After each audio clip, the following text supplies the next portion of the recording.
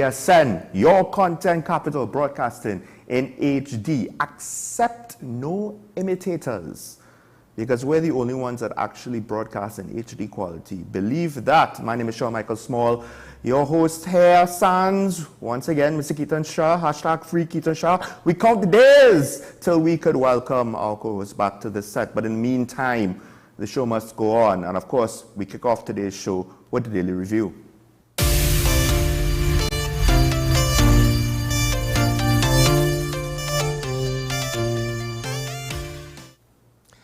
And a few stories, this morning that I want to touch on. But I'll start off the Daily Review. The first three topics will be three questions. The first one is quite simply with regards to, it talks about crime. Opposition says they want to work with the government. Government says they're willing to work with the opposition. All right, okay. But will bilateral politics lead to better results on crime?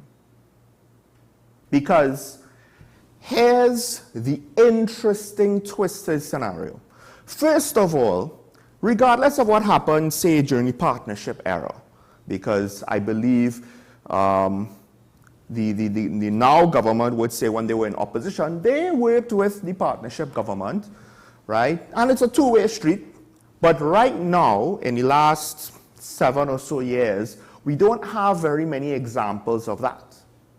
So not only do we not necessarily have a track record, but talks on crime. Crime is not going to be a simple solution. It's not as though there's an obvious thing and the government just needs the opposition's help.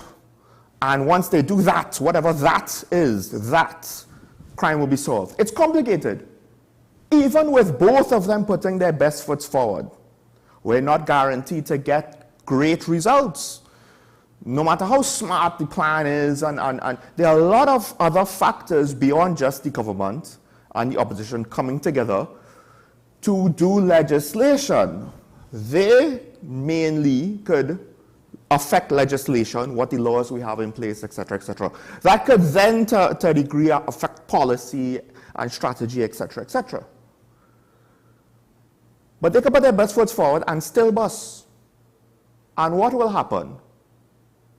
Well, we will see both sides point fingers at each other. Even if the fault lies with no singular party, I will guarantee you that if this does not work out, for whatever reason, both sides will point at each other. Because they don't want to accept blame. So it's not even necessarily about ensuring the other party's blame. It's to ensure that they don't get blamed. They're not willing to take any responsibility or to be accountable if this goes wrong. Now, that's the first rub.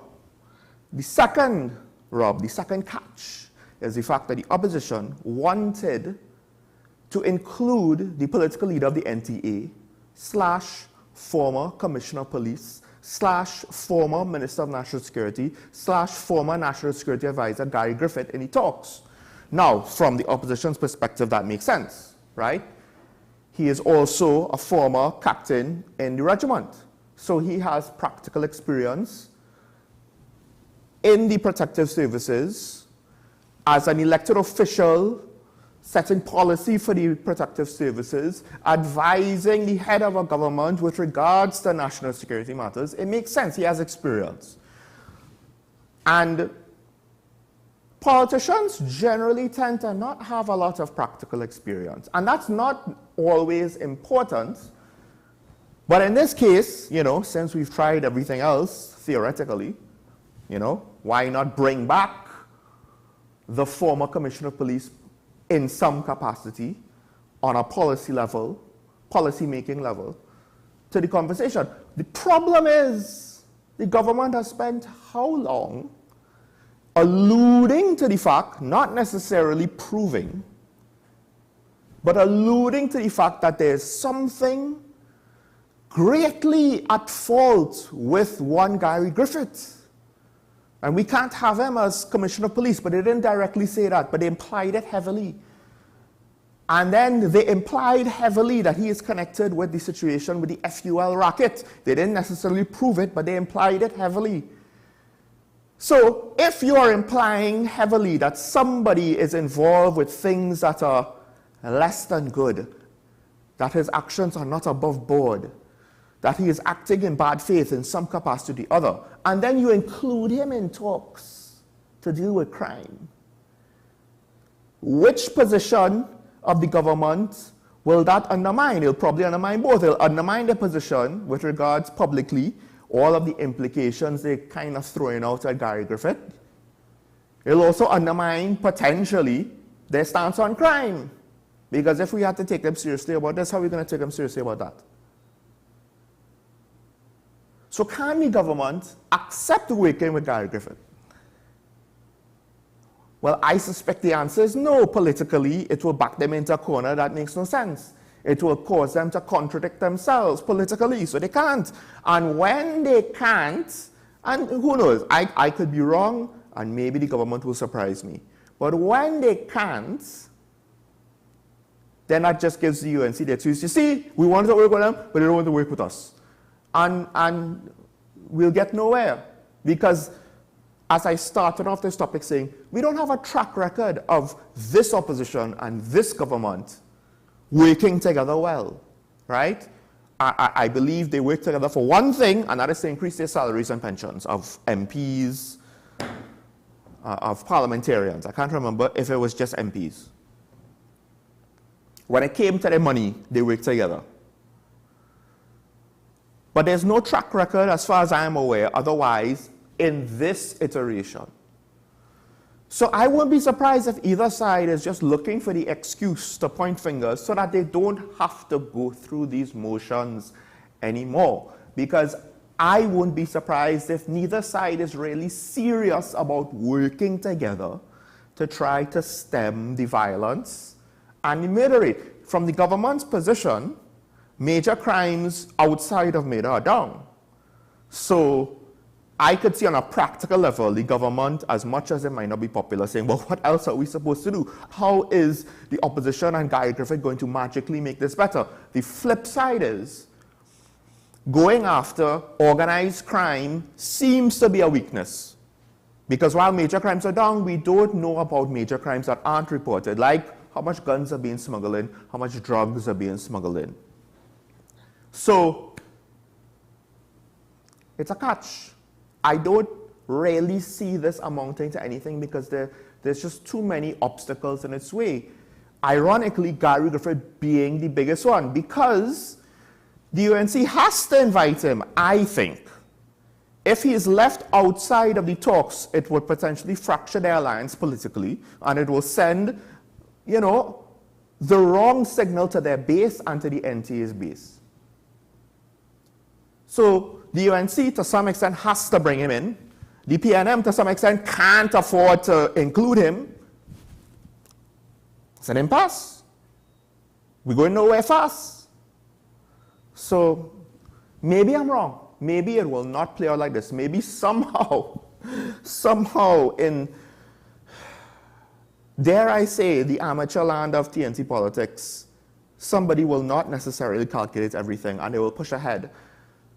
And then either say, oops, when the consequences comes and hits them in the face, or the other side will not hold them accountable somehow. That is very, very, very much a possibility. So I will end there. Next question, because we're starting off the daily review with 3 questions. The ferry service, of course, well, it's a problem. Dare I say, it's been a bit of a problem ever since the PNM took over the government. However, those who know anything about the ferry service, who travel on the ferry service regularly, right, who had the air to the ground, would know that the problems ailing the ferry service predates the government, to be fair to them. Of course, that's the problems they faced when they came in. These new rounds of problems, technically, is all on them, right? But my point is, nobody is innocent here with regards to the government of Trinidad and Tobago. But now, of course, the THA is complaining a lot. To be fair, they have a right to complain. The question came up, should the THA run the ferry service? It's an interesting question. I think responding to commentary from one chamber head that the THA is not able to do this out, it is reported that the chamber head laughed off the suggestions that the THA ought to assume full responsibility because the THA has no expertise in. But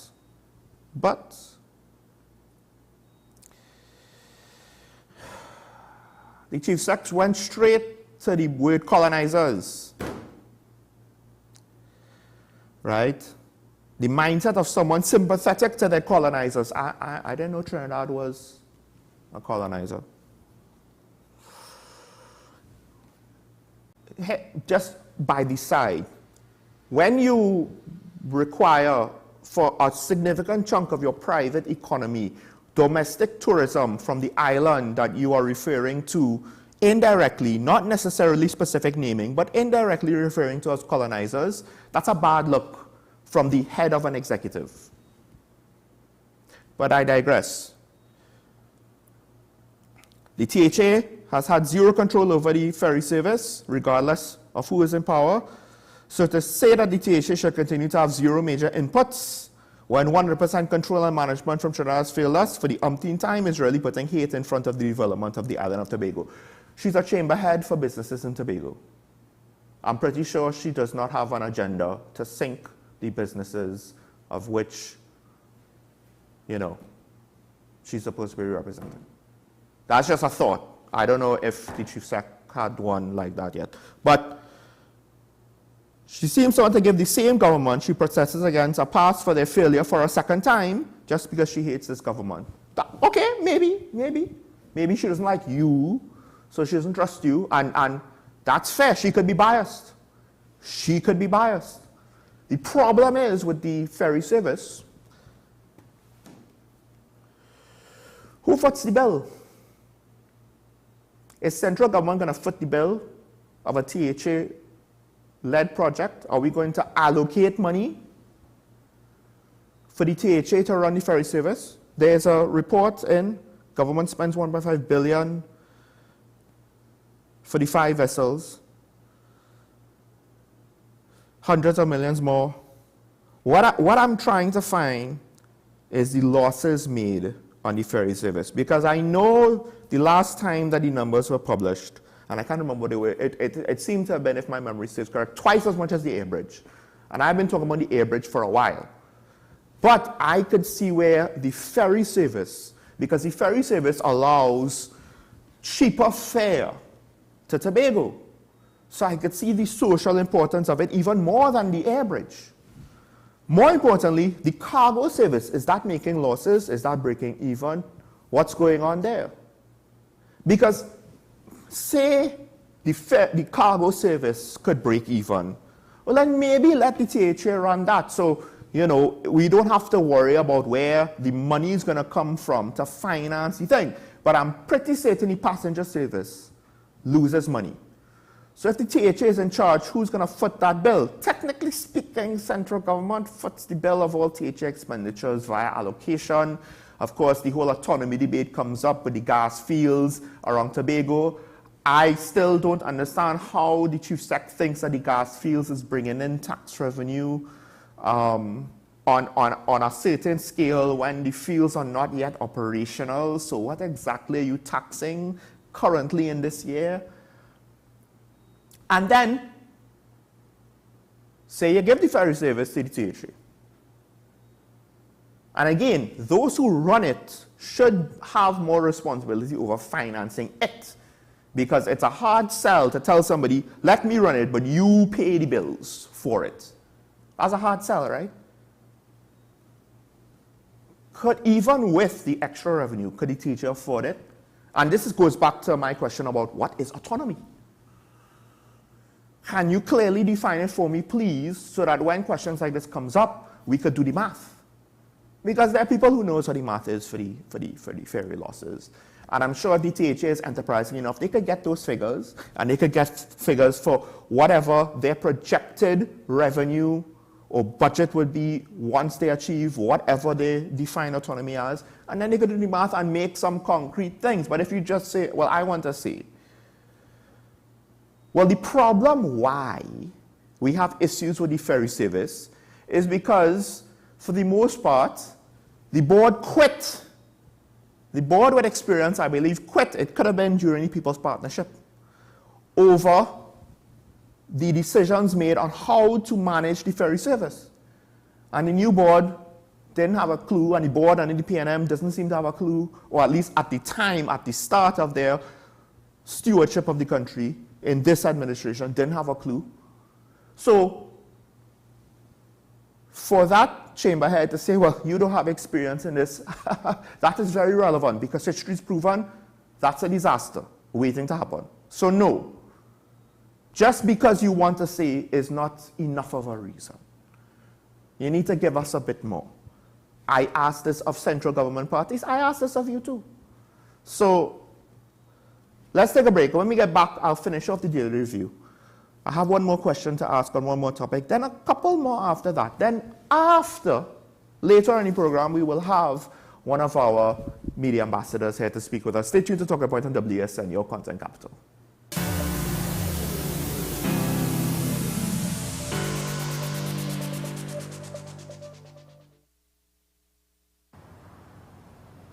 Bill and Ruth fell in love with the Benjamin Moore color Dry Sage, but they tried to match it using another brand's paint.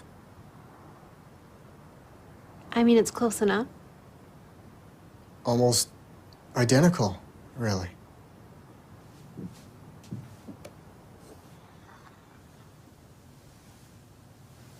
Yeah, there it is. Never trust another paint to be a Benjamin Moore color. Let the home store turn your house into a home you love. Get everything you need to give your home that special look and feel. We offer household items, lawn and garden, paint center, hardware, plumbing, lighting and electrical, toys and storage solutions. 5 convenient locations: 6th Avenue Barataria, The Falls at Westmore, Pennywise Plaza Shoguanas, C3 Center Branch and C3 San Fernando. Check out our Facebook page for more information and come visit us today. The Home Store. Turn your house into a home you love. You gave us the inspiration to be first.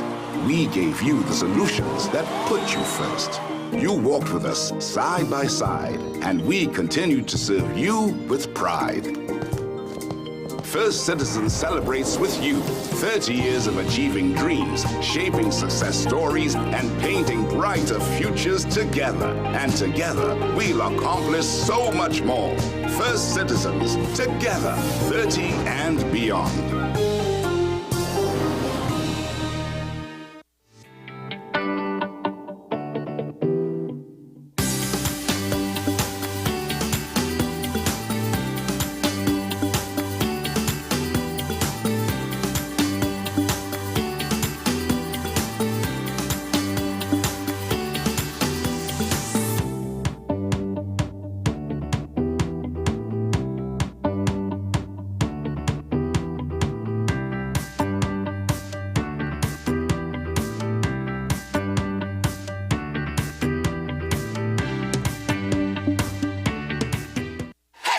FanZone, your reliable, authentic supplier, has just gotten better. You can now visit our website www.fanzonett.com for your authentic wear and collectibles.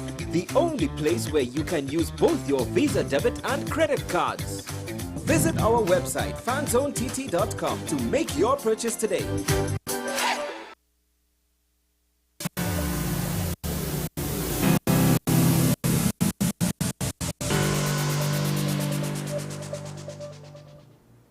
Welcome back to Talking About, ladies and gentlemen. So, as we were discussing, I said I had 3 questions to start off today's daily review. And the last of those 3 questions was, is the proposed $30 minimum wage too high? Because the San Fernando Greater Chamber President, Kiran Singh, he says, let me just make sure that I don't misquote him here.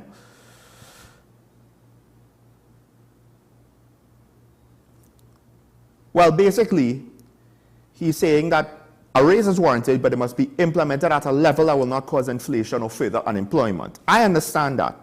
I understand that, right? My question is, what is the basis? What are the factors under consideration? We've had this discussion before. We've done the math. $30 minimum wage does not necessarily seem to be that exorbitant in a vacuum, right? The problem is exactly what are the dominoes that will fall? And I feel as though we're just kind of assuming that the dominoes are there to fall. What are they? How will this affect wages in general? Because is anybody's wage kind of tied to the minimum wage even though it's above it? What sectors of the economy depend on minimum wage? Is it that our waiters and waitresses are based on tips? I know that in the States, especially in New York City, the restaurant industry was based on the fact that, yeah, your wage is literally going to be not much, if anything. But the thing is, the unofficial culture, I guess you could say, is that Americans will tip so heavily. And that is where savers will make their money. And savers, to some extent, waitresses, etc., we're happy for that. You know, all things dependent on the specific conditions of whichever restaurant they're working for or food chain, etc. I mean, this wouldn't apply for fast food workers. This would mainly be for proper dine-in restaurants, maybe even diners.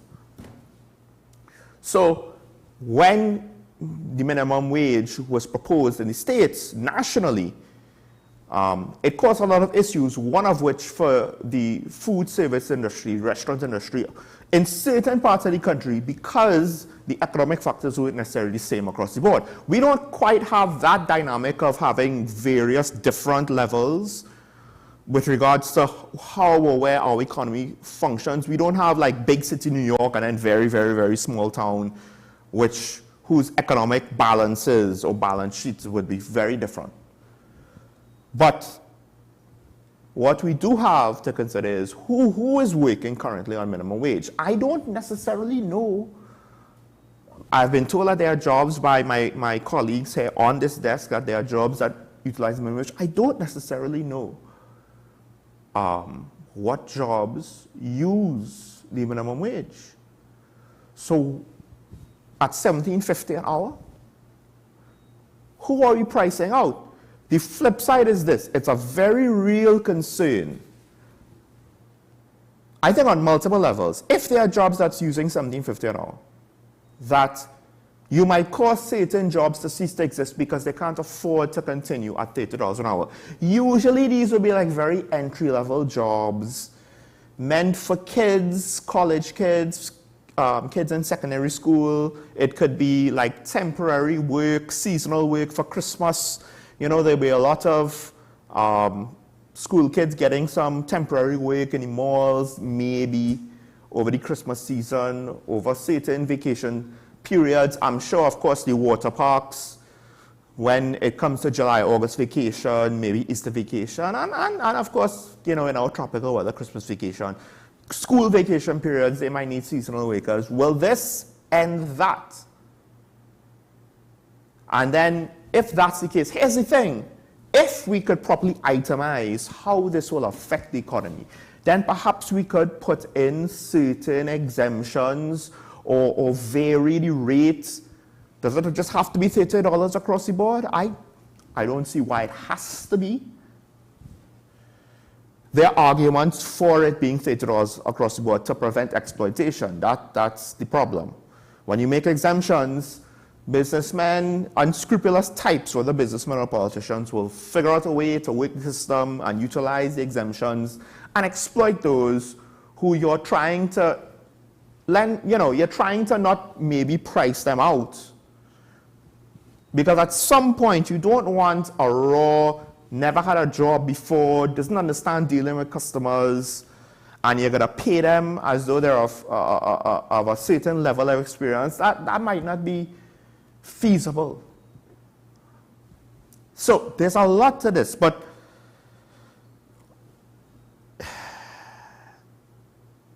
what the president goes on to say with the food import bill driving inflation, and that we should utilize more local produce, I think one of the problems is, while that is true, what he says there is true, and that makes up a good chunk of the article, prices don't necessarily go down. Once they generally raise, they stay there. Yes, we've seen some prices, some of the excesses kind of come back down to reality, like I think with tomatoes and sweet peppers, etc. But once the general floor kind of goes up, we ain't going back down past that. So to some extent, the inflation we have is here to stay. So while it's nice to say we should use more agricultural produce and local produce, etc., which, by the way, to some extent still can't be competitive with foreign food. So it's not just that we need to utilize it more, but we have to ensure that price point-wise it's actually cheaper. Otherwise, it doesn't really matter.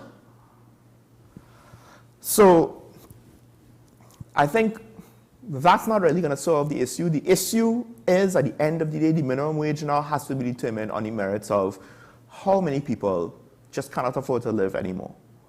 And what will this affect? And I think the flip side, of course, is, and I'm sure they have quite a few, I don't know if there's government services like this, but businesses that have problems keeping up with their wage bill during COVID, during extreme times, what happens to them? Will they just close up shop? I think that might be the unspoken question there. What measures are private businesses taking to try to survive that will potentially be illegal? Might already be illegal? I don't know. So it's not necessarily in a vacuum what we could afford generally, but during this recovery period, what we could afford. Will that make things worse? Will that cause more businesses to shut down? We'll have to wait and see. All right.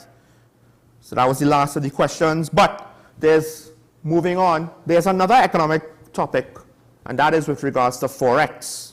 This is a big story coming out from the weekend there. Apparently, Republic Bank is looking to reduce the credit card limit for on the US balance side of your credit card from $10,000 to $5,000. And the government has indicated online shopping to be one of the major culprits of using up the foreign exchange. But somebody pointed out something interesting. With regards to online purchases, in this economy, do private citizens have more money to spend? One could argue, well, they don't necessarily need more money to spend. They have the same amount of money, but they're looking to online shopping because they might get better deals for certain things that they need to buy there, which is true.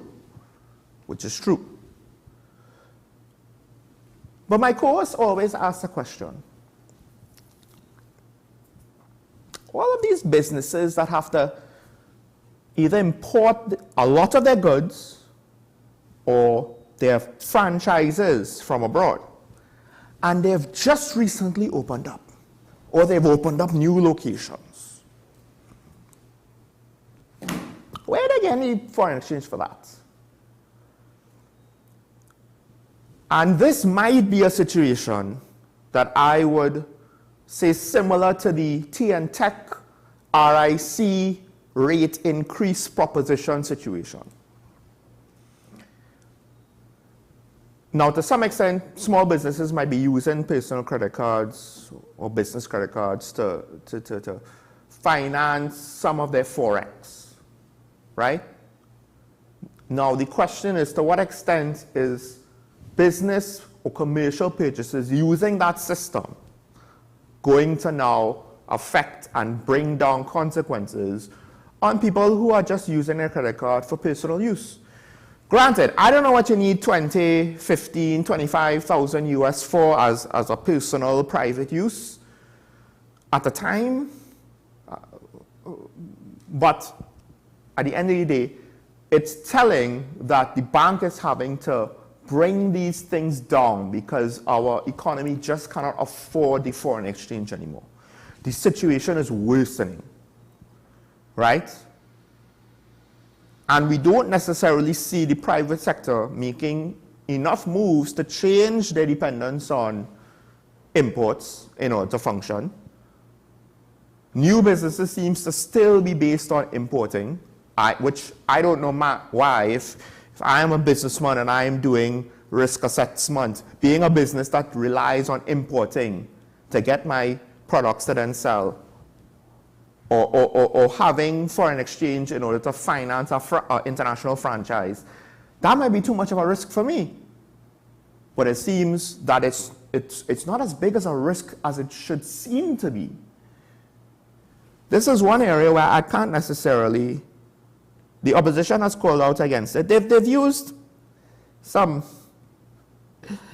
interesting language with regards to complaining about the foreign exchange situation. But regardless of if I agree with their angle or not, the end result is the same. The government can't control our spending habits, and we don't want them to infringe on our freedoms. I understand that. But at the same time, there are certain things that could be done to manage the situation and to encourage the situation, and I just don't think the government has done enough of those things. I don't even know if they've tried, because the way how their communications is, there are a lot of things that are going on that the government is providing for the citizens that a lot of people don't know about. The cynic will say, well, since you don't know about it, the demand will be reduced and a lot of people will rush into it. I think it's more of a communication problem where we see this all the time. It's very difficult, unless we just pump money at the problem to broadcast and advertise on everything, things will go under the radar. But regardless, this is where we reach. There might be programs the government has to try to help deal with this situation, manage this foreign exchange situation, which existed before COVID. So as we recover from COVID, this situation theoretically should be getting worse and worse, and we have one indicator that it has. So the government might have things in place, but we don't know about them, and regardless, they're not working. What else are we supposed to say? At the end of the day, the stewardship of the country, while you are the majority party, rests upon you. Granted, yes, there are other factors to play, but communication and leadership sometimes the best examples of it is when you don't have direct authority over something. But you could show leadership and bring messages across that will guide people away from a destructive path. Not everything has to be stuff that you have firm control over, that you could dictate what will happen. A government is not supposed to have firm control over everything. But even when it doesn't have firm control, it's still supposed to be able to show leadership. Plow the drive, show us the way. Find the path, guide us through the path. Okay, last thing as I wrap up here. This is just a story I wanted to highlight. It's an anecdotal story, obviously, but it's still something I think is pertinent because I hope this is not a sign of things moving forward or a sign of how bad things are. And that is that SRP was ambushed and killed. It is reported that he might have been, I believe, a witness. It is, I believe, suspected that, well, he requested leave from duty after he became a witness in a murder case where one of his then superiors was charged.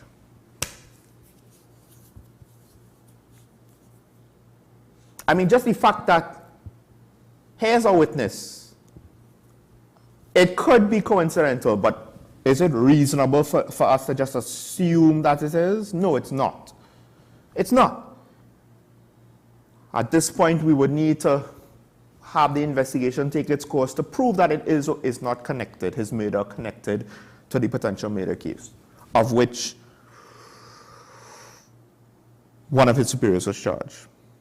He got a firearms user's license due to threats he reported to his colleagues after he became a witness in the case. He was ambushed, shot once in the chest with a 12-gauge shotgun. The attacker stole his gun and car. It could be a robbery. But you can't make that assumption. That's not the responsible assumption to make, I would argue. You have to now check and ensure that this investigation that he was a witness to had nothing to do with his death. It has to be affirmatively cleared, not just assumed to not be a part of. And this is something I have heard that in the police service, those who swim against the current will drown. And this story, if true, as reported,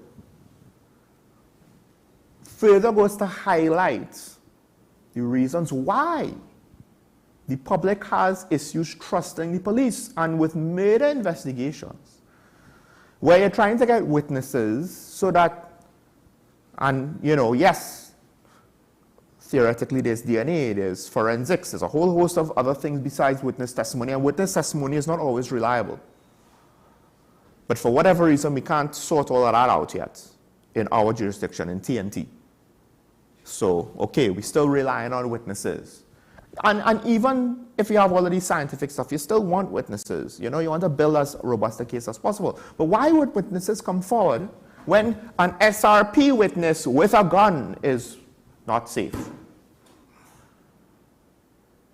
And worse yet, you don't know, with the perception of corruption, you don't know who's involved in what. And that includes, unfortunately, people with badges. They could be the minority. They probably are in the minority. I hope they're in the minority. But the point is the public doesn't know, so the public are afraid to get involved in anything. And maybe this is what the government and the opposition need to talk about to stem the murder rate. I don't know, maybe. Maybe this is the root of the outlier of our murder rate. Maybe. But I do hope that the investigation on this case comes up with something good and it doesn't just kind of fall by the wayside.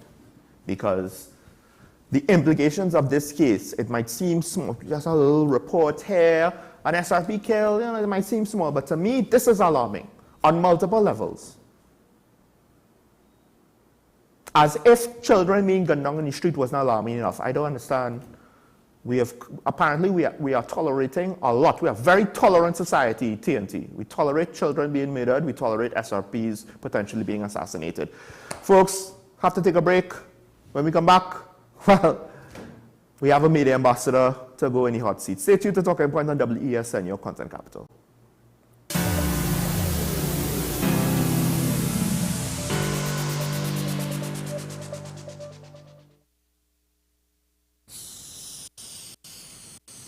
If these walls could talk, they'd cry uncle. They didn't plan to become offices or yoga studios. But they've stood by us, even when we got a little stir-crazy. For that, they deserve some thanks. They deserve Benjamin Moore. Let the home store turn your house into a home you love. Get everything you need to give your home that special look and feel. We offer household items, lawn and garden, paint center, hardware, plumbing, lighting and electrical, toys and storage solutions. 5 convenient locations: 6th Avenue Barataria, The Falls at Westmore, Pennywise Plaza Shoguanas, C3 Center Branch and C3 San Fernando. Check out our Facebook page for more information and come visit us today. The Home Store. Turn your house into a home you love. From Maracas Bay to Arafita Avenue and Piaco, Richard's Bake and Shag brings the world's most popular fish sandwich closer to you. Open daily at all our locations. You gave us the inspiration to be first. We gave you the solutions that put you first. You walked with us side by side, and we continue to serve you with pride. First Citizens celebrates with you 30 years of achieving dreams, shaping success stories, and painting brighter futures together. And together, we'll accomplish so much more. First Citizens, together, 30 and beyond.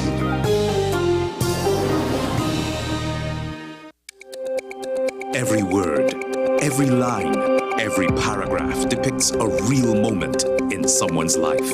A father, a sister, a mother, a brother. We at Newsday are dedicated to you, the people, and through independent, unwavering journalism, strive to always bring your stories to life. Because your stories are more than just words. Newsday, independent and credible.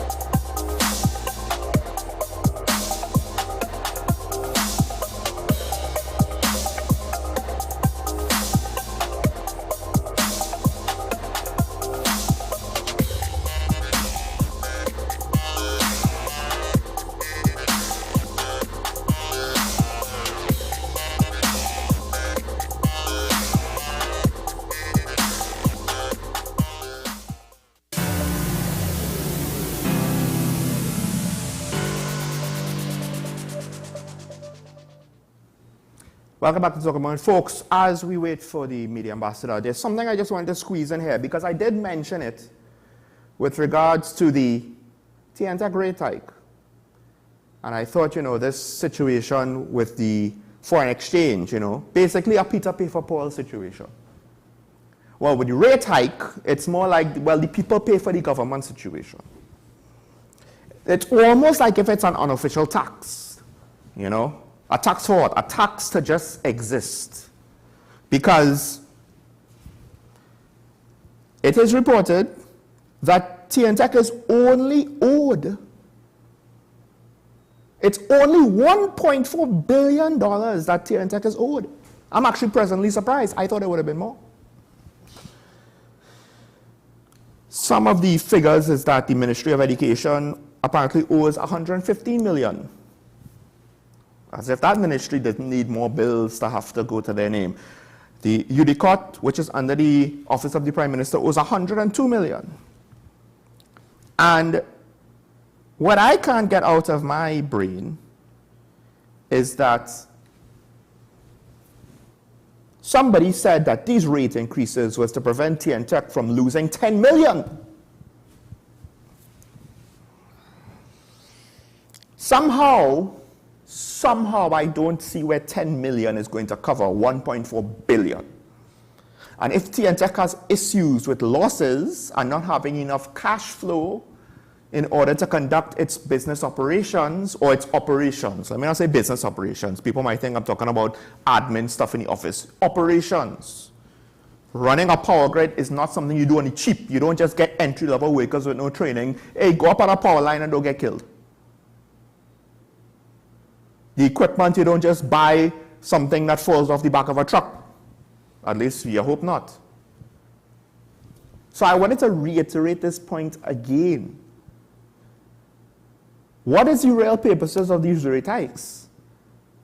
Is this a plaster on an open, gaping wound? One little plaster supposed to prevent us from being sawed in half? 1.4 billion is not necessarily an insurmountable sum, but the private citizens, I don't think, could cover that loss. The fact that it's only 1.4 billion, here's the silver lining. It does mean that the government is able to not necessarily fall completely behind on paying off its debt to TNTech, but it still has significant debt to TNTech. Various state agencies, what's going wrong? And I'm not saying that there's some easy solution, right? But I'm just saying, politically speaking, this is why it seems amateurish. Politically speaking, you're in a situation where you're acknowledging that you might need to raise the minimum wage. You have a foreign exchange shortage. You have food inflation. You're not able to give people, the public sector, the wage increases that they're demanding for because you don't have the money. This is not a popular place to stand from. You have property tax that you want to bring in on the horizon. You reduce the fuel subsidy. And now for all intents and purposes, you want to raise TNTech rates? How is this popular? And then the justification for it is, well, reported. This is what was reported. I've said, I believe, it's one of the big shots in TNTech. Well, we're losing 10 million in revenue. When the government owes 1.4 billion, optically speaking, that looks really bad. So that I can't help but come to this conclusion that somebody somewhere, I understand that there are considerations with regards to not enough money, because all the things I just spelled out implies that it's not enough money. I get that. But optically speaking, to get an extra 10 million, you're going to allow this to happen? Maybe it's not up to you, in which case, fine, I understand that. Come out and say so. You know, politically, have an affirmative stance in the situation. Are you for the rates increase or not? You are the government. You will be perceived to be responsible for it anyway. So say something out in public. Clear the record. But the thing is, optically, it looks as though you have no problem with this, and it makes you look bad. And to me, that's not really high-end politics. I'll just leave that there. We'll be right back with the media ambassador.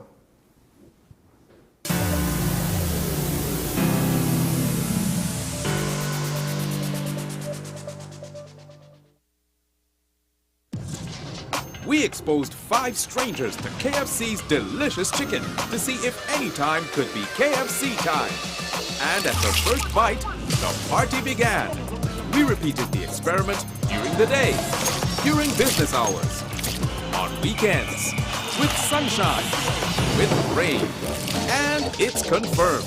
KFC's flavor makes anytime KFC time. KFC, it's finger licking good. You gave us the inspiration to be first. We gave you the solutions that put you first. You walked with us side by side, and we continued to serve you with pride.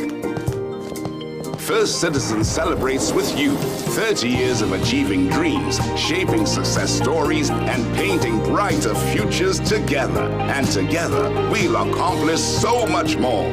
First Citizens, together, 30 and beyond. From Maracas Bay to Arafita Avenue and Piaco, Richard's Bake and Shag brings the world's most popular fish sandwich closer to you. Open daily at all our locations.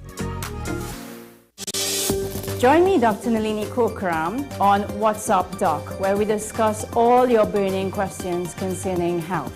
Trinidad and Tobago is among one of the highest risk group of patients that develop this form of genetic breast cancer. What I'd like to take home from a short interview like this, screening. You must screen. Because it's silent. It's silent. Yeah. And because it's silent, you don't know it's there. What's Up Doc, every Tuesday and Thursday on WESN, Content Capital. FanZone, your reliable, authentic supplier, has just gotten better. You can now visit our website www.fanzonett.com for your authentic wear and collectibles. The only place where you can use both your Visa debit and credit cards. Visit our website fanzonett.com to make your purchase today. Is it politics? What is it that nobody cares about sports? The kind of support that sport used to get in the past is no longer here. The thing is, taking a knee doesn't mean that that's the only thing you're doing on it. Right. Taking a knee along with other stuff. Samantha, what are you looking forward to when you return home to Trinidad and Tobago after winning the title? Thank you very much for speaking it into existence. Is there no pressure on Nicholas Ball? It makes me more motivated to work hard and to go out there and rep the white and black. Why are we sending a team to the Winter Olympics? There are a number of Trinbagonians who are in the diaspora and have grown up in winter sport. It's an opportunity that the Trinidad and Tobago Olympic Committee will not close the door on. I also believe in the players that we have. Once you can motivate the players, you can get the best out of them. On the next episode of Nicole Larson Live, living in victory every day. Destined, innovative, virtuous, anointed. Yes. I love it. That's how I think. That's how I think God actually sees you and even your gifts. I'm still in psychotherapy, you know, over his loss and trying to restructure my life and to live again because I have that desire and I think that's what God wants because this is what he told me. It's time to stop grieving and to move on and to enjoy the life that he's given to me. You know, he's not finished with me yet. To say now that you're coming full circle and God is like he's saying, listen, I'm affirming you. I'm bringing you back to your homeland just to let you know how loved you are. And he's using us to let you know that he loves you. I was able to step out with encouragement and, you know, go to like ICNTT or go to Scouting for Talent. And those are the places that open doors for me. Give thanks in all circumstances, for this is God's will for you in Christ Jesus.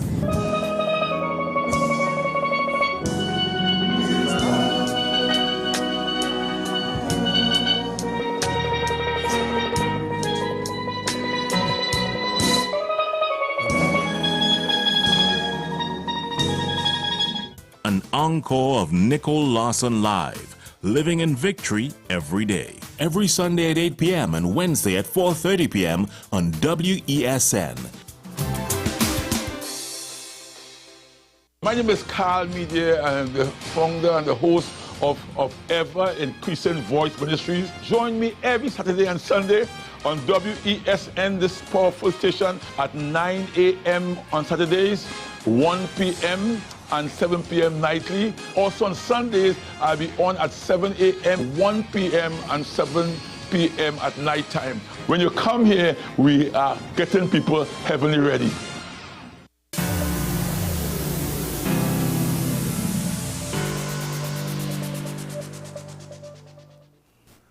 Welcome back to Soccer Morning, ladies and gentlemen. And we are delighted to have, as a change of pace, Christopher Arun, our acting ASP, our other media ambassador, and also hardworking member of the, Special Victims Unit. Special Victims Department. One of the bright spots in our crime fighting endeavors. Welcome, ASP Arun. Yes, morning to Trinidad and Tobago, morning to your viewers. Thank you for having me. So, we're not necessarily here to speak about special victims. No. But we are here to speak about, first of all, let's just get this out of the way, vigilantism. Yeah. Because there was a story that I read last week. Right. It's obviously not necessarily up your area where your department will deal with, but it's an interesting example, right? And it is one of those, it seems too ludicrous to be true, but I remember talking about it in last week. 2 men with a stone tried to rob a bar. They got beaten. One apparently died. Maybe if I'm making any mistakes, because I can't find the story again, so if I'm making any mistakes, you can call in. But just off of that premise alone, kind of seems foolish, silly way to die, attempting to rob a bar with a stone. But who goes up to a whole bar full of patrons with one stone? Yeah, that's ridiculous. But vigilantism, I think it's a very interesting example with regards to the consequences, because one of the perpetrators died. Right, so that's a serious issue, because you have citizens, you know about the Citizens Arrest. So under Chapter 1004 of the, I think it's the Criminal Law Act, citizens have the right to arrest someone who has committed what we call an arrestable offense. Right. So an arrestable offense, for example, could be murder, could be robbery, could be, is robbery, murder, rape, these kind of serious offenses. Right, you can detain somebody. You can detain and wait them for the police. and arrest them and hand them over to the police in some way, form, or fashion. You can also restrain them. What vigilante justice is basically extrajudicial justice. So what you do is take the law into your own hands and you implement a punishment that you are not authorized to implement. You understand? Yes. So you have the right to arrest. So you see security officers maybe at a business place and they may have on a security jersey. They operate under 1004, under the Larceny Act, under several different acts, maybe under the Trespassing Act, where they have the authority to perform an arrest. So this is where the security officers who are not precepted get their power. Right. Of course, precepted officers, other arms as national security and police officers get their powers from the Police Service Act to perform arrests. If you have a simple issue like obscene language, you as a citizen can't arrest for that. You make a report and the police are detailed to investigate. Right. But in terms of vigilante justice, you cannot administer punishment. So you can use reasonable force to detain the person. So the force must be met with an equal or lesser force to detain the person. You cannot administer punishment. So if you detain the person, you cannot now use force to beat them on foot. And in this case, you're saying the person died. So what we have here now is a situation where that person, somebody may be held liable. So you may have a coroner's inquest, or even lesser, you may have a file going to the DPP saying, well, listen, there was an incident and the officers did an investigation, and arising out of armed perpetrators trying to commit a robbery or attempted robbery, they were detained and one of them died. So the investigator has to determine how this person died. And they may have to, it may reach a case of manslaughter or murder. It could definitely reach. And when you say detain, so people can understand, yeah, arrest. We're assuming that the gentleman came, you know, they wanted to rob, yeah, and they got, you know, mobbed by a crowd and beat down. Right. Once the crowd is basically on top of them, they're incapacitated for intensive purposes. So you have subdued the threat. Right, and it's just a matter of, well, now try to tie them up or tell them, hey, sit down, stay on the ground. We've called the police. Right? Because at that point, continuing violence is where... Correct, yes. That's where the vigilante justice comes in, and you could be held liable to assault, injuries, whatever offense you commit against that perpetrator now. And this, of course, is way out of proportion to robbery. Correct. Yeah, most likely. But I mean, at the end of the day, a court has to determine that. The police can only investigate, gather the facts, and present it to the court. Right. So, folks, we have to take a break for news. When we come back, we'll continue this discussion here on Talking Point. WSN News in the Hour next.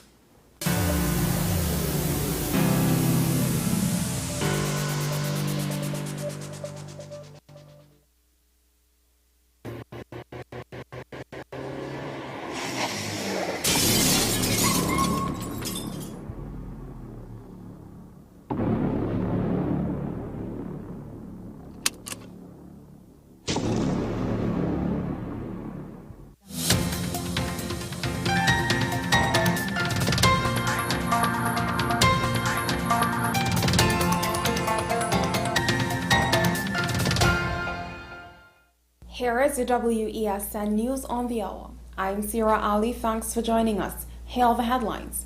The Prime Minister invites the opposition leader to hold bipartisan talks on crime. Kamla Prasad-Bisasa calls for the government to include representatives from the business sectors and civil society on crime talks. Gun and ammunition found in Tobago Villa, 2 arrested. And internationally, unprecedented Antarctic sea ice decline raises climate concerns. Now for the details. In a significant move towards addressing the pressing issue of public safety and security in the Republic of Trinidad and Tobago, the Prime Minister, as the leader of the government, has extended an invitation to the leader of the opposition for bipartisan discussions. In a letter expressing their mutual commitment to prioritizing the country's national interests, the Prime Minister extended an invitation to the opposition leader to participate in a collaborative effort aimed at exploring various options available to parliamentarians to enhance the safety and security of the nation's population. The leaders anticipate that this collaborative approach will yield productive solutions to the ongoing security concerns faced by Trinidad and Tobago. With the Prime Minister's recent indication of a willingness to engage in discussions with the opposition regarding the issue of crime, Kamla Persad-Bissassa has emphasized the importance of broader dialogue. She has called for the government to extend its talks to include representatives from the business community, civil society, and all other relevant stakeholders. Persad-Bissassa emphasized every stakeholder willing to contribute positively should be given the opportunity to do so. Addressing the challenge of crime requires a rational, fact-based approach rather than being influenced solely by emotional reactions to praise or criticism. The leader of the UNC underscored that the door for dialogue has always been open for the Prime Minister, and she is eagerly awaiting correspondence from his office regarding these discussions. Furthermore, Persad-Bissassa expressed the opposition's readiness and willingness to cooperate with the government in their joint efforts to combat crime. 2 men were arrested after a firearm was allegedly found at a villa at Mount Hay-Trace Prospect during the execution of an arms and ammunition search warrant. Earlier yesterday, officers of the Tobago Divisional Task Force and the Chevron Police Joint Intelligence Patrol Unit conducted a raid and search exercise in the Chevron Road Police District. Around 7:35 a.m., they searched a bedroom located on the upper floor of the northern side of the building, where they allegedly found a Glock 19 pistol fitted with a magazine containing 5 rounds of 9mm ammunition. 2 men present at the villa were arrested. Sergeant Taylor is continuing inquiries. Internationally, recent satellite data has revealed a startling decline in the sea ice surrounding Antarctica during winter, setting a concerning new record and challenging previous perceptions of the region's resistance to global warming. The data, which illustrates sea ice levels well below any previously recorded winter measurements, has left scientists astounded. Walter Mayer, an expert monitoring sea ice at the National Snow and Ice Data Center, remarked, "It's so far outside anything we've seen, it's almost mind-blowing." This remarkable reduction in sea ice has prompted polar experts to voice their apprehensions about the potential far-reaching consequences. This transformation has the potential to significantly impact global climate dynamics, prompting a growing sense of urgency among climate researchers and experts. Well, that's news to the hour on WESN. I'm Sarah Ali. Thanks for watching.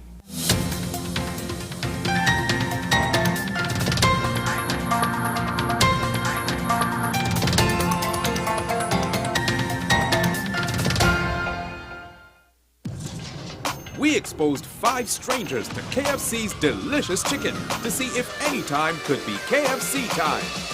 And at the first bite, the party began. We repeated the experiment during the day, during business hours, on weekends, with sunshine, with rain, and it's confirmed. KFC's flavor makes anytime KFC time. KFC, it's finger licking good. Take some time for yourself or spend some time with the family at Sandy Point Village Hotel. Enjoy our various studio and suite apartments, self-contained with their own kitchenettes and Wi-Fi. We also have our famous 100-foot swimming pool and our beachfront restaurant, the Steak and Lobster Grill. And our location in Crown Point puts us near the center of activity from the nylon pool to the local nightlife.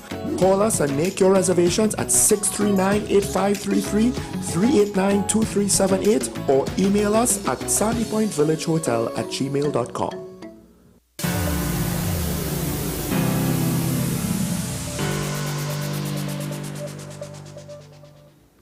Welcome back to Talking Point, ladies and gentlemen.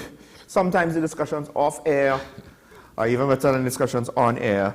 But we were talking about vigilante justice and the fact that you have a situation where potentially last week patrons of a bar who were two men attempted to rob them with a stone. And they paid a very severe price because even the survivor, I think, ended up in the hospital. Right. So So it's not just the murder, but also the, you know, beating someone to a pulp, or even just even if he could walk away after. Right. Assaulting a robber when you don't have to. No. Is that you know, he's already, for all intents and purposes, incapacitated. Right. We've mobbed him. Yeah. We've jumped on him. We have the situation under control. Yeah. So, beating, violence, just even if they could walk away. To say that they use unreasonable force would be premature. Okay. Because we don't know what happened. We don't know. I can't tell you. I don't even know about the story. But to say that now is premature because we weren't there. We don't know the circumstances. Maybe the fatal blow was a fall. I don't know. I'm just saying. Right. Something unintentional. Unintentional. So, but in terms of the general context, that vigilante justice, you could be held liable for whatever actions you take against the perpetrator, is the point I'm trying to make. Because we don't know exactly in this case what happened. Yeah. So, as I said, under Chapter 1004, you have the right as a citizen to effect a citizen's arrest. So you can arrest somebody for an offense that we call an arrestable offense. So robbery is clearly one of them, lastly. So once you have subdued the person using reasonable force, right? Let's say you got the stone, because a stone can be deadly to some point. Yes, that is true. That is true. In some contexts, it can be deadly. Historically, that has been a weapon of war. Yes, I'm not saying you can use deadly force at this point in time to subdue the person. However, you would want to control the situation. You know, I mean, at the end of the day, any loss of life is a great loss to society. But I mean, and you don't want to make, you don't want to carry on the method of how things are operating now. We want to bring some kind of control in society, and you would want to use that reasonable force to bring that person, subdue that person, and hand them over to the police. But to go beyond that, so you may have used what we want to deem reasonable force, you subdue the person. To use anything extra, you could be found liable. Well, we're going to open up the phone line just now, but this is something that I find interesting, because when we spoke about this at an earlier show in the past with ASP Ali, people called in with questions, and they were asking for like definite things, and it was kind of hard to make them understand. Well, there's no definite line. It's a case-by-case basis. Is that correct? Yeah, it's a case-by-case. But the general rule is that if your life is in danger or immediate danger, or that of the life of someone else, I mean, then you could use as much force as necessary to control that situation. So it may even involve deadly force.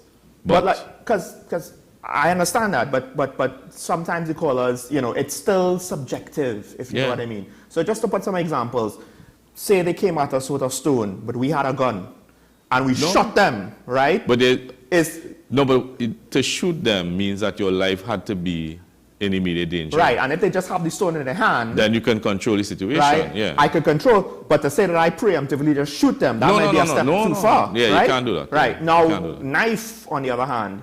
Yes. If there's distance. There's distance. Right. And you could leave. You could back away. I could back away. I don't need to shoot. I only rarely reasonably could shoot once that knife back is at against a wall, and the person's approaching, and you deem yourself in urgent and immediate danger. Your life is in urgent and immediate danger, or the ability that the person could carry out some serious wounding or something like that. Yeah, you could shoot. Now, theoretically, if there's a situation where I just don't have the time to assess, but I have a reasonable, so I could give a reasonable explanation as to why I felt endangered. It was seconds. You had seconds to respond. Yeah. So that's fine as well. But it has to be. No, we can't say it's fine, because we, the police, can't determine that. True. It's the court. The court has to determine. Yeah. It's potentially. It's one of those things where, you know, and I hate to say this, if you're a sports fan, you kind of know what it is with officiating rules. Yeah. This seems to me like one of those things.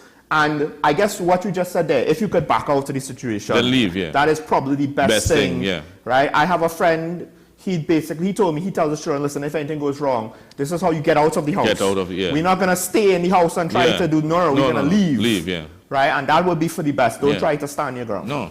All right, folks, let's open up the phone lines here now on Talking Point. I'm sure that we will still have viewers who they still might have questions on this topic. It's a very sensitive topic because of how things are going. So the phone lines are open. Of course, you could call in and ask me about anything else that I've spoken about on the morning. But as we're still waiting on phone calls, there was something else we were talking off air, both before and after the first segment with you. and I'm trying to remember all of the bits. But one of the things that you said that struck me was our society just seems to be just, a tad too violent and maybe reckless. Yeah, at times, yes. So, yeah, I mean, people are frustrated. People are fed up. They're fed up with the crime situation. They think that justice may be slow. You understand? So they're taking matters into their own hands. Nobody says that you can't perform the arrest. Nobody isn't saying that you can't treat with the situation as best as you can. But to go beyond that point is where it becomes serious. And you don't want to have yourself held liable for something that that was within your control. So we understand that. I mean, we spoke about a number of things off air. I'm trying to recollect what exactly. Well, one of the things that we did mention and we wanted to touch on, which we will after this call, it was the death of SRP Kublal Singh. Yes, yes. But we'll touch on that later on. We do have a caller from Diego Martin. Good morning. Good morning, Mr. Sean, and to the police officer from opening the bowling right away at him. Morning. Mr. Officer, you made a statement that people are frustrated now. Yeah. Why have we reached this predicament? Why have I become frustrated? I am frustrated because of two things.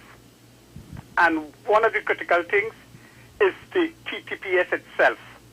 For the longest while, we hear protect and serve, that mantra. Mm-hmm. And I don't believe the TTPS is fulfilling that mandate. Yeah. For example, when, and a little statistics, I haven't heard anybody basically answer this. You know, when you go to the police, you make a report, you get a slip, a receipt per se.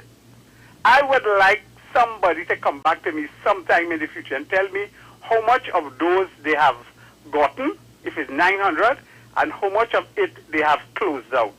Right. That will give me an idea if the police is really doing policing work. Right. Because, for example, you make a report and you call back the next day to find out what the police is doing about it. Mm-hmm. And you hear the officer in charge of the investigation elsewhere and he will call back. Right.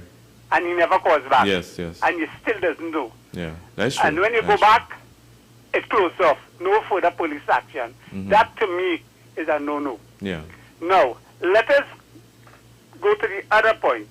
If I see somebody jump my wall, 7 o'clock in the night, 8 o'clock, because I close in my gate, put in my burglar proof in my house, 6 o'clock. Yeah. What that person jump in my wall to do? To pick me Zabuka, as the Prime Minister say? No. I in a house locked up with my kids and my wife. And you're safe. What I am at to do, I am not going to engage him in any debate.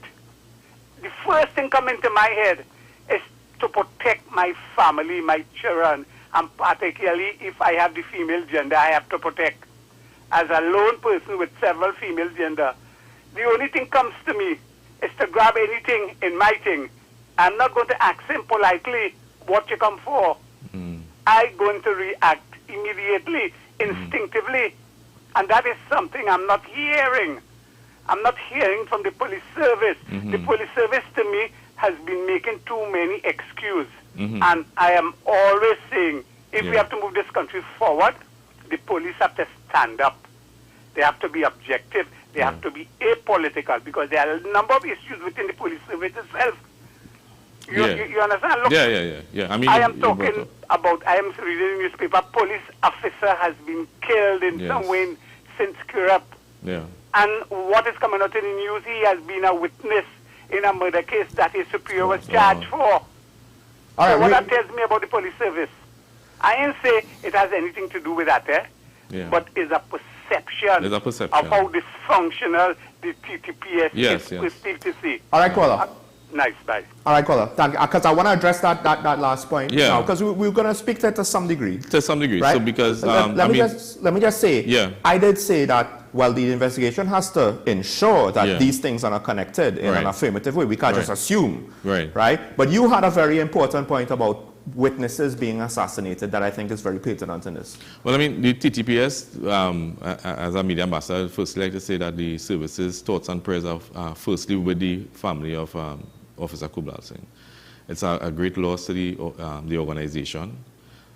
Any loss of life, as I said, is a sad and a great loss to any member, any society, but especially with police officers who are out there putting their lives on the line. I don't know the circumstances under which he was killed. Media reports may not always be factual. Yes. Yeah. So I'm not too certain what information the media had posted, as the caller said, about the incident. So there's not much I can say. I'm not really directly involved with the investigation. But the point that we spoke about, if you could remind me. Yes, with regards to why it's not great for to assassinate witnesses. Oh, yes. When you're trying to defend yourself in a murder investigation. Yeah, so in most cases of serious crimes that we spoke about, rape, robbery, murder, these type of offenses, under the criminal CPR, the criminal procedure rules, this was enacted some time back, I think it was 2016 or 17, where statements of witnesses can be tendered as evidence without them being available, in the sense if they are killed. So let's say you have a clear example like murder. So you have murder and you have witnesses. What the investigating officer does, he takes the witness's statement to a justice of the peace and he has it sworn to. So he takes the witness to the justice of the peace and he says the justice of the peace would question the person as to the factual and the truthfulness of their statement, and they would then apply a certificate at the end, and the person would take an oath, or they would, without taking the oath, they would, I forget the term they use, and they indicate, yes, I gave this to the police willingly, it was of my own free will, and it's truthful and factual. If anything happens to that witnesses, this statement can be tendered in court on behalf of the witness, and it's detrimental to it's more detrimental to the accused, because he cannot face his accuser. He cannot face the witness, because the witness is may also be the victim. Right. Because in court, we don't really classify the victim as a victim, we classify them as witnesses.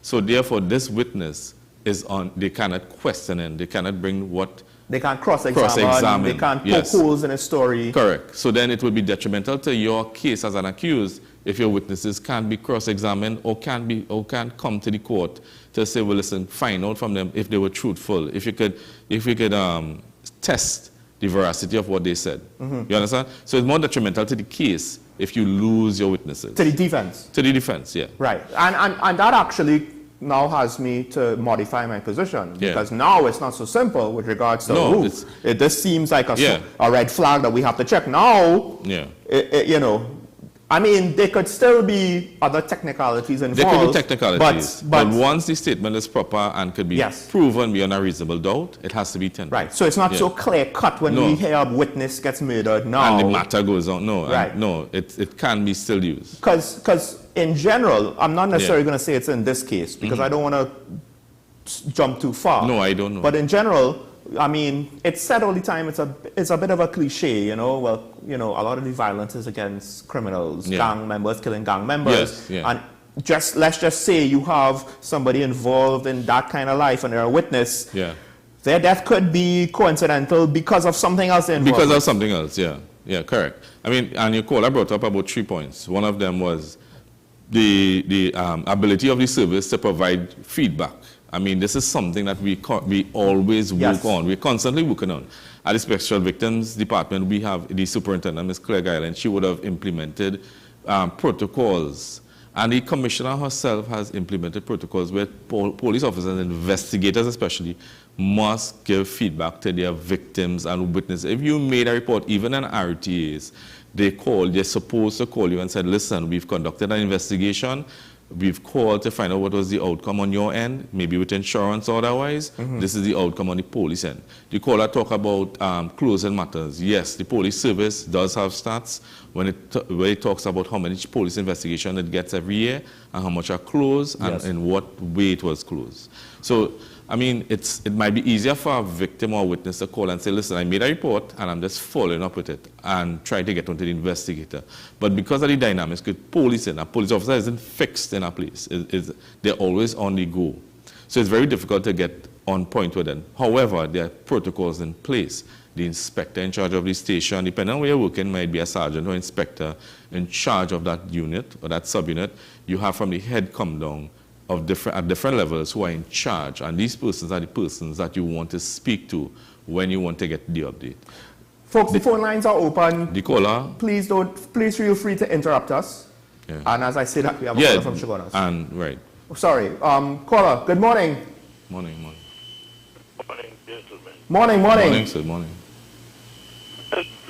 Mention 2 points which I have repeatedly explained to you. One is the minimum wage. The minimum wage problem that is artificially created by the government. I'm sorry, caller, I'm sorry, but you're breaking up too much. I don't think... Minimum wage. Okay. Yes, I said the minimum wage is artificially created by the government by employing people needlessly, especially people like URB and whatnot. People who work in that other government departments. All you have to do is transfer them there, and you save all the overhead.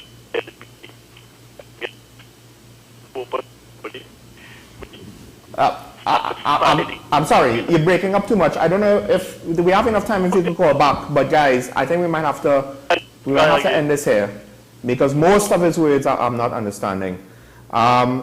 I believe yesterday was about the minimum wage, and Nicola was going to speak about with regards to practices of URP and CPAP, but I couldn't make out the details. There was another point you wanted to make. So the last caller also indicated that if he sees somebody jumps over his wall, but if he's safely inside, if his house is locked up, and he talked about burglar profile and whatnot, if you are safely inside, the thing to do is call the police. I mean, he spoke about the response of the police in everything, and the sense of security and the sense of fear. What if my house is not that secure? No, but is the person entering your house? No, what I mean to say, if like it's flimsily constructed or something to the like, so I can't just assume that they're going to be locked out and I have time. No, then you have to understand what the perpetrator is there for. Is he there on the compound to make some kind of threat to you personally, to your family? Is he there to I mean, if your house is flimsy, what is he there to do? Right. So you can't just assume once he's on my ground. I mean, it's not about standing your ground, definitely not. It's about making the appropriate, taking the appropriate actions in the context of which it is. You see somebody jump over the wall, you call the police, you make an alarm. If they're trying to enter your house, you may call out to them and warn them. If there is danger to yourself and your family members and you need to use force to subdue that threat, then you need to use force to subdue the threat. But this force must be equal or lesser to the threat that you are. It can't be the threat of force. It has to actually be immediate. Yes. Do we have a call on the line? Okay, right. We have back Chagonas and we lost Chagonas again. Oh, today's not a good day for the professor. Professor, I'm sorry. Do we have any line? Good morning. Yes. Oh yes. I don't know what you heard previously, but what I was saying was that the minimum wage is artificially a problem created by the government by make work programs where you have 3 and 4 people doing the same job. The main one, of course, is URP. I have mentioned how the Parliament has come into that case now. The second one, of course, is crime. I have repeatedly said crime is not a fundamental issue. Crime is a result of a breakdown of law and order. Yeah. Right? Yeah. Order is achieved by enforcing your law, and we don't enforce our law. This is rather ridiculous, but at independence we are one of the best. It's having a minister in each ministry to see that they carry out the law and to put up an annual report of their progress, which goes to the government annual report, which is not till about 4 or 5 years after the. Any questions, gentlemen? No, Professor. But you did point up your point on minimum wage. I actually do want to expand on because I might need to correct my earlier statements. But so thank you for that. When I say correct, I I was actually wondering who in this country works off of minimum wage. No, I did. And it seems as though, at least with regards to URP, the daily rate is within that bracket of minimum wage. Okay. And in some cases, it's less because it's 93. Well, this is according to the Tobago House of Assembly. Yeah. I'm not entirely sure exactly what it is.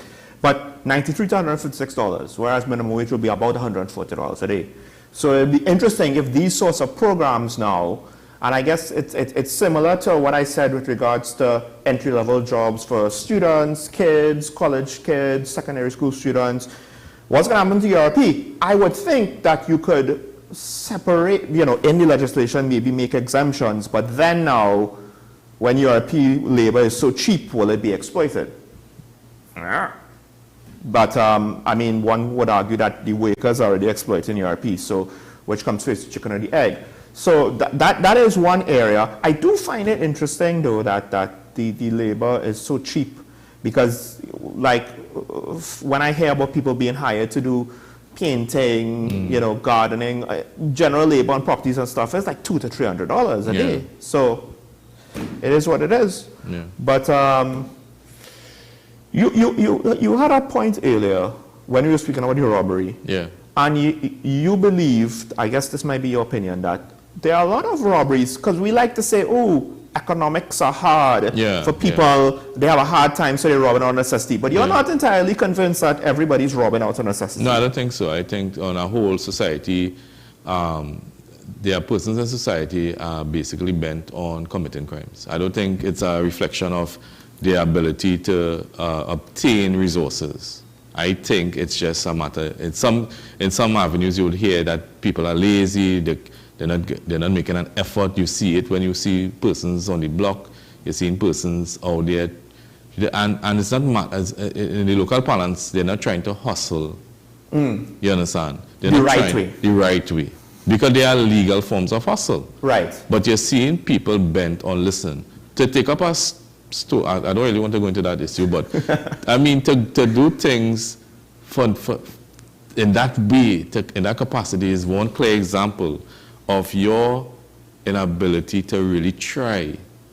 Is it? I mean, society may have some kind of how to say, reliance, or they must be able to provide for you, but you also need to provide for yourself. And you also make efforts. If you are a healthy person and you're going out there to commit crime, it tells me something. It can't be that there's nothing in society. There are people who are washing cars.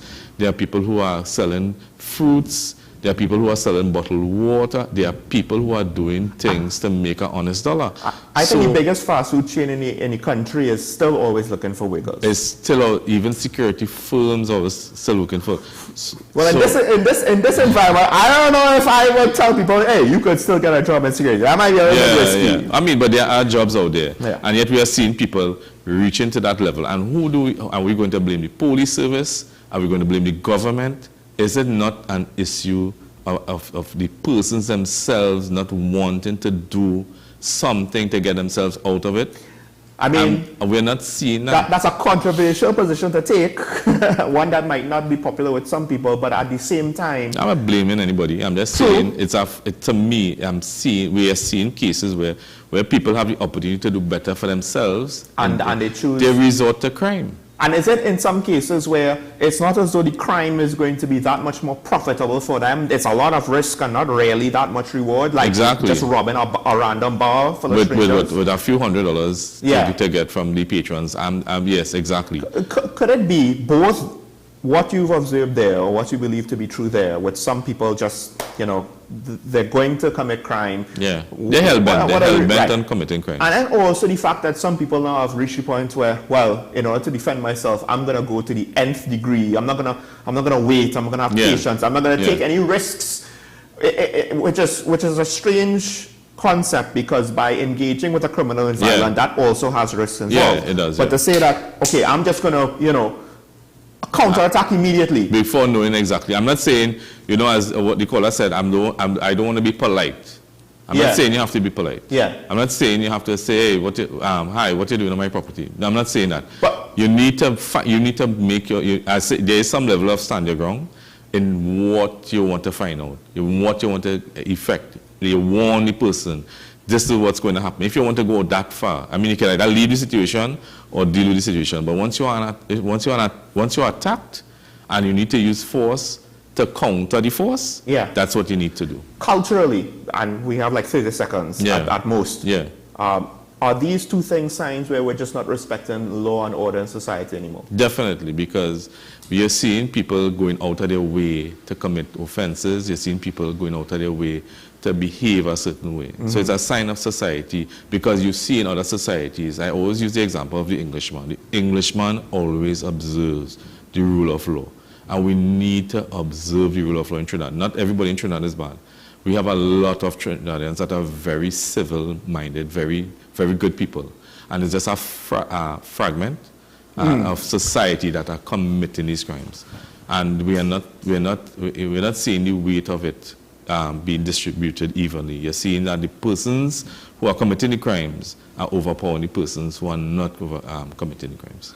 Folks, it's a complex situation that's going to need a lot of effort to solve, but we have to leave things right there. We're way over time. So as my coach always says, make today a good day. You can do it if you try effort, as our colleague just mentioned. Put that effort into yourself, and we will see you tomorrow morning. I want to thank all of our callers and the ASP, Christopher Arun. Yeah. Goodbye.